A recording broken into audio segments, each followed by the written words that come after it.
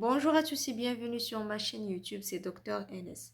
Alors pour comprendre le tronc cérébral, il faut arrêter de le voir comme un simple empilement de structures adultes.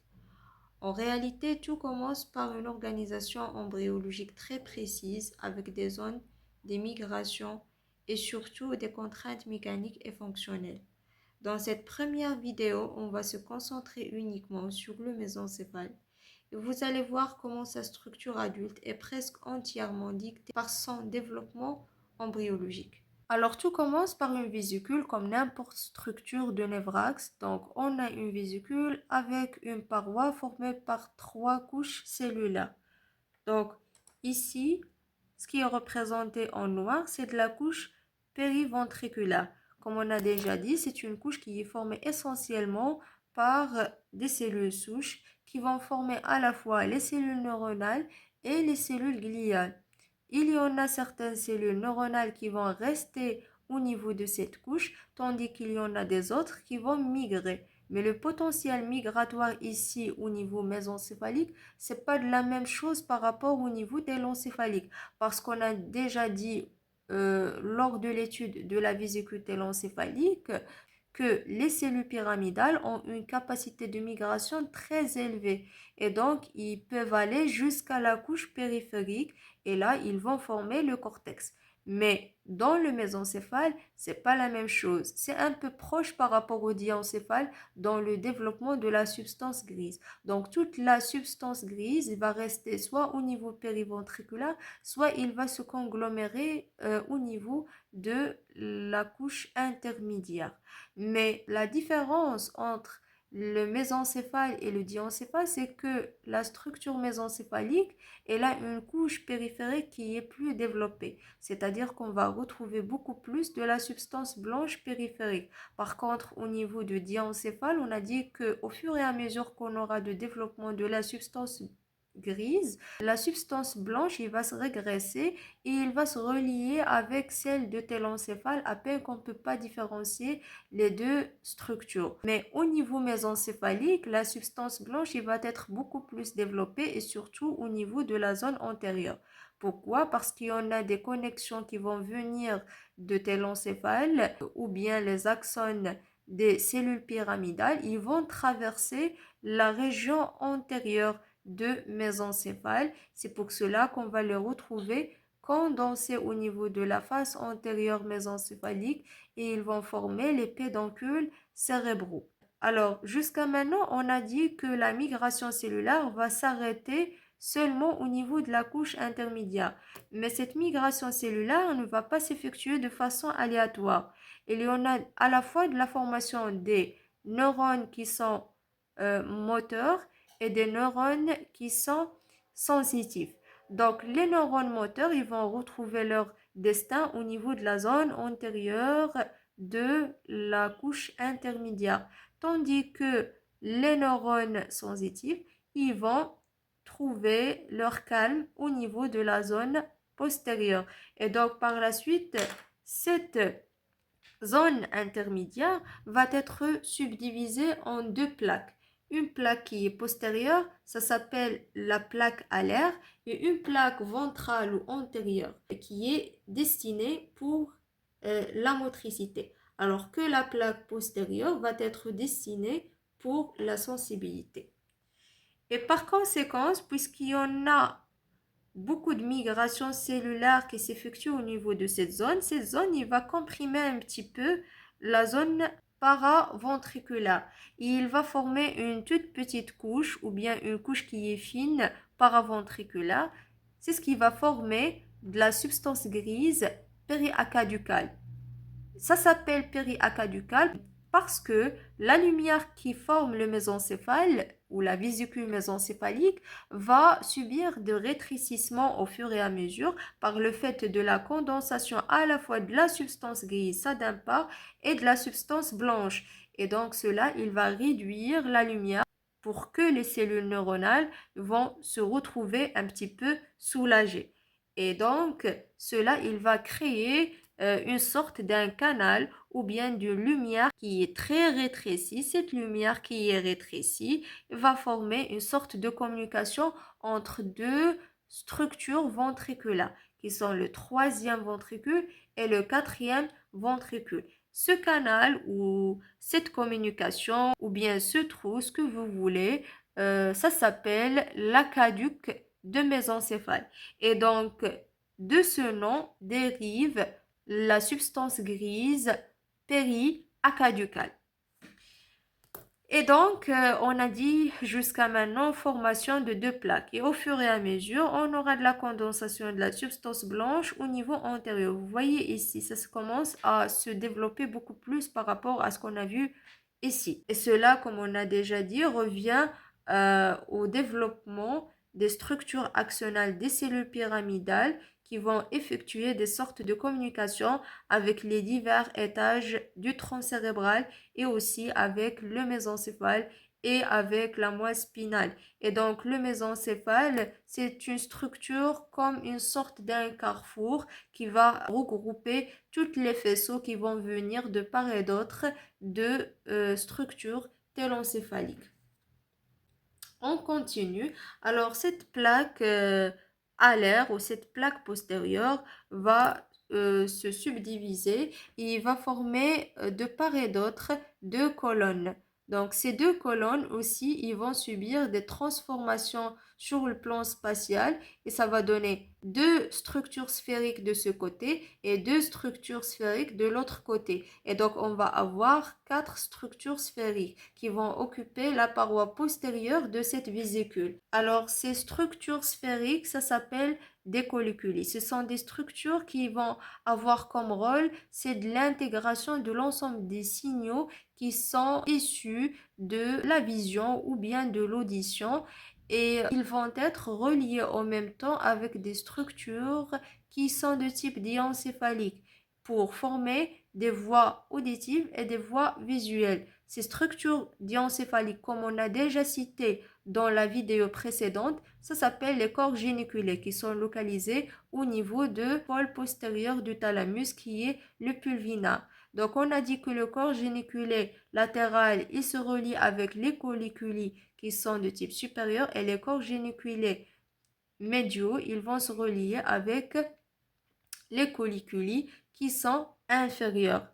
Et donc, les colliculi inférieurs et supérieurs vont former une sorte de continuité avec le diencéphale dans la région postérieure, à peine qu'on ne peut pas différencier la face postérieure du diencéphale et la face postérieure de mésencéphale. Il n'y a pas une sorte de limite nette entre les deux. Voilà, on continue. On a dit que cette substance ou bien cette plaque va être au fur et à mesure entravée par le passage de la substance blanche ou bien des faisceaux qui vont être issus du cerveau. Et donc, ça va être moins développé par rapport à la zone postérieure. Et ça va donner lieu à des petites structures ou bien des petits noyaux, contrairement par rapport à la zone postérieure qui va donner vraiment des volumineuses structures. Donc, par la suite, cette zone va donner lieu à deux noyaux destinés pour le nerf 4, deux noyaux destinés pour le nerf 3 et deux noyaux rouges. Comment ils vont être organisés ces noyaux? Bien sûr, tous ces noyaux ne vont pas rester au niveau de la zone antérieure parce qu'on aura de la pression appliquée par la condensation des fibres de la substance blanche qui sont plus développées dans la zone antérieure et d'un autre part, on aura de la substance grise qui est beaucoup plus développée dans la zone postérieure. Et donc, ils vont se retrouver serrés et ils vont changer de la localisation. Et donc, par la suite, les noyaux rouges qui vont être formés à partir de cette plaque antérieure et qui vont occuper la zone la plus antérieure possible, ils vont se retrouver refoulés par rapport à la paroi antérieure proprement dite. Et donc, ils vont pas être à 100% à sa périphérie, mais ils vont gagner la zone paramédiane, mais un petit peu antérieure. Juste en arrière, on va tomber sur les deux noyaux de nerf 3. Et pour les noyaux de nerf 4, les noyaux de nerf 4, ils vont se retrouver serrés dans cette zone et ils vont être entravés par la zone périacaducale. Donc, ils ont comme solution, c'est le fait de descendre jusqu'au bas. Parce que ce niveau qui est coupé ici de la vésicule, c'est un niveau qui est haut. Alors qu'ici, c'est un niveau qui est bas. On a coupé le mésencéphale à partir des colliculi qui sont inférieurs. Parce que, comme je vous ai dit, il y en a deux groupes de colliculi. Le groupe qui est supérieur formé par deux colliculi supérieurs et un groupe inférieur formé par deux colliculi qui sont inférieurs. Donc, on a fait une coupe qui va passer à partir des colliculi inférieurs pour pouvoir visualiser les noyaux de nerf 4. Mais si on a coupé l'étage supérieur de mésencéphale qui passe à partir des colliculi supérieurs, on ne va pas les voir. C'est pour ça que je l'ai représenté ici en pointillé. Ici, sur cette vision ou sur cette coupe qui passe sur le niveau qui est plus bas de mésencéphale, on peut voir ces noyaux qui vont être refoulés vers l'arrière et qui ont subi au cours de développement de mésencéphale une descente vers le bas parce qu'ils se retrouvent serrés par cette substance qui va être périacaducale et donc ils vont retrouver de l'espace vers le bas et c'est pas vers le côté haut parce qu'il y a déjà la conglomération des noyaux ici. Et comme ça, on a fini et on a obtenu les deux coupes supérieures et inférieures de mésencéphale. Ces coupes, ce sont des coupes horizontales. Puis par la suite,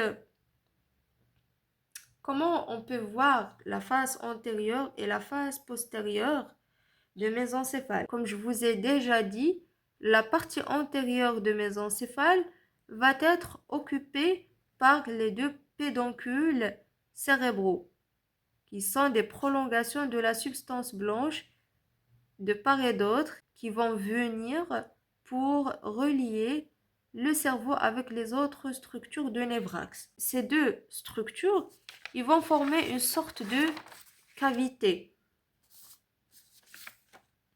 comme vous voyez ici. C'est comme une sorte de cavité. Ils vont venir de part et d'autre. On aura un regroupement ici et un regroupement là-bas. Et ce qui reste ici, c'est comme une sorte d'incision ou bien d'une cavité. Cette cavité, ça s'appelle la fente optopédonculaire. Pourquoi on l'appelle la fente optopédonculaire? Parce que on aura de part et d'autre les deux pédoncules cérébraux et le mésencéphale, dans son bord supérieur, il va être coiffé par le chiasma optique. Comme je vous ai dit, le chiasma optique, c'est une structure issue à partir de développement de la crête neurale sur la région céphalique qui va former les deux vésicules oculaires. Ces vésicules oculaires vont se transformer en des globes oculaires. Ces globes oculaires, ils vont représenter un regroupement des cellules nerveuses à leur paroi postérieure qui vont former de la rétine. La rétine va donner des prolongations de part et d'autre. Ces prolongations, ils vont pénétrer dans la boîte crânienne primitive. Ils vont se retrouver entravés par l'intermédiaire de le bord inférieur de l'hypothalamus, ça d'un part, et aussi de bord supérieur de mésencéphale. Et donc, ils vont subir un croisement à ce niveau. Donc, c'est une zone d'intersection entre le mésencéphale et ainsi que le diencéphale. Et par la suite, cette fente ou cet espace qui reste là-bas, il va être exploité par le diencéphale. Pourquoi? Alors cette zone il va être exploitée par l'intermédiaire de certaines structures diencéphaliques parce que, comme je vous ai dit, le diencéphale va être un petit peu serré et il va pas retrouver beaucoup plus de l'espace parce que le télencéphale il gagne la majorité de l'espace de la boîte crânienne primitive et donc on va retrouver une partie du diencéphale qui va pénétrer à ce niveau pour laisser du place aux autres structures diencéphaliques afin qu'ils puissent se développer. Et donc, ces structures qui vont occuper cette zone, ce sont la tige pituitaire avec la glande hypophysaire et les corps mammillaires qui sont des structures hypothalamiques. Voilà. Donc, je vais les représenter ici en bleu. Voilà la tige pituitaire avec la glande hypophysaire et les corps mammillaires de part et d'autre. Voilà. D'un autre part, il y en a des prolongations de nerf 3 qui sont les fibres de nerf 3 qui vont sortir à partir de cette fente. Comment? Alors, ici, on aura la formation des noyaux. Ici, ce sont les noyaux de nerf 3. Ces noyaux de nerf 3, ils vont envoyer leur prolongation de part et d'autre. Ces prolongations ou ces axones, ils vont former les nerfs 3 de part et d'autre et qui vont sortir à partir de cette zone qui est la fente optopédonculaire ici. Donc voilà les nerfs 3 de part et d'autre. Et pour les nerfs 4, alors comment ça se forme? Alors ici on a les deux noyaux 4 de part et d'autre. Donc les corps neuronaux qui sont situés ici vont envoyer leur prolongation axonale. Mais ces prolongations axonales vont subir de la décussation, c'est-à-dire qu'ils vont croiser la ligne médiane.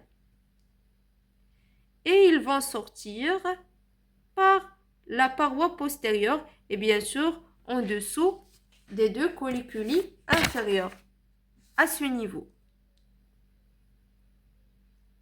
Ils vont continuer leur trajet. Ils vont s'entourer autour de la paroi latérale du mésencéphale pour gagner la zone antérieure mésencéphalique. Et donc, ils vont sortir et ils vont gagner cette zone. Comme ça. Voilà. Les deux nerfs 4, ils s'entourent autour de la paroi latérale et ils vont gagner cette zone. Voilà. On a complété la vue antérieure de mésencéphale. Maintenant, qu'est-ce qui se passe dans la vue postérieure, c'est-à-dire la face postérieure de mésencéphale? Je vous ai dit que la paroi postérieure de mésencéphale va être occupée exclusivement par les 4 colliculi, les deux colliculi supérieurs et les deux colliculi inférieurs. Et je vous ai dit que ces colliculi vont envoyer des sortes de connexions avec des structures qui sont diencéphaliques, qui sont les corps géniculés. Voilà ce que vous voyez là-bas. Ici, c'est le corps géniculé latéral, le corps géniculé médial. De l'autre côté, le corps géniculé latéral, le corps géniculé médial. Le latéral, il va se communiquer avec le colliculi supérieur. Le médial, il se communique avec le colliculi inférieur. Alors, cette communication supérieure va former les voies visuelles et cette communication va former les voies auditives. Comme je vous ai dit, lorsqu'on aura de la formation de chiasma optique et on aura une formation des deux bandes qui sont postérieures, ces deux bandes ils vont se réunir avec les corps géniculés latéraux de part et d'autre. Et donc, les corps géniculés par la suite, ils vont se relier avec les colliculi. Et ces colliculi, ils vont envoyer des prolongations, des communications avec le cortex occipital. Et comme ça, on aura de l'intégration de l'ensemble de signaux visuels. Ici, c'est une vue qui est latérale. Donc, ce que vous voyez ici hachuré, c'est deux pédoncules cérébrales. Donc, les deux pédoncules vont être regroupés en deux faisceaux sur la face antérieure. Et ils vont s'enrouler autour de la paroi latérale de mésencéphale de part et d'autre jusqu'à cette zone postérieure ici. Voilà pour aujourd'hui. J'espère que ça a été clair pour vous. On a essayé de construire à partir de la vésicule mésencéphalique la vraie anatomie qu'on voit en atlas de l'anatomie. Et donc, on a compris les diverses structures mésencéphaliques maintenant, comment ça s'organise, etc. Et au final, vous arrivez à comprendre que l'anatomie du mésencéphale n'est pas arbitraire, elle est le résultat d'un équilibre entre la prolifération, migration, contraintes mécaniques et sélection développementale. Et ce que l'on observe chez l'adulte n'est rien d'autre que la mémoire de ces événements embryologiques. Dans la prochaine vidéo, on verra comment cette logique se poursuit avec la division du rhomboencéphale, la formation du pont et du cervelet, et vous verrez que les mêmes principes s'y appliquent, parfois de manière encore plus spectaculaire. And remember, on this channel, our purpose is simple: think the medicine differently, map the mind, and master the medicine. See you in the next video, inshallah. كنت معكم دكتور إناس. Au revoir.